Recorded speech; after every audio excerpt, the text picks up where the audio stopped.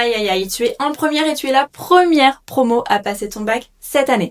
Pas d'inquiétude, il y a 6 points sur les automatismes qui ne sont pas très compliqués. Donc c'est parti, on regarde ensemble le QCM3 du premier sujet 0 de ceux qui suivent l'aspect maths. Le prix d'un article est multiplié par 0,975. Cela signifie que le prix de cet article a connu petit a, une baisse de 2,5%, ou encore petit b, une augmentation de 97,5%, petit c, une baisse de 25%, ou enfin petit d, une augmentation de 0,975%.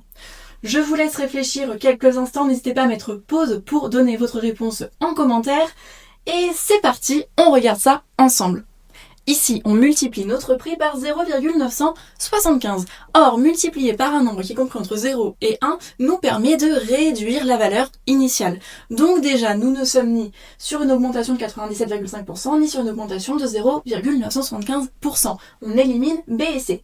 Maintenant, est-ce que c'est une baisse de 2,5% ou une baisse de 25%? Eh bien, pour trouver le coefficient multiplicateur, effectivement, ce nombre-là s'appelle le coefficient multiplicateur. On calcule 1 moins le taux. Du moins quand c'est une baisse. Ici, on sait que c'est une baisse.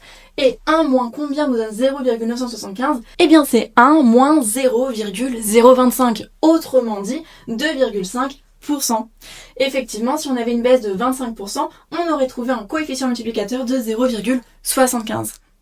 Si tu as des questions, n'hésite pas à les mettre en commentaire et on se retrouve prochainement pour le corrigé du QCM4.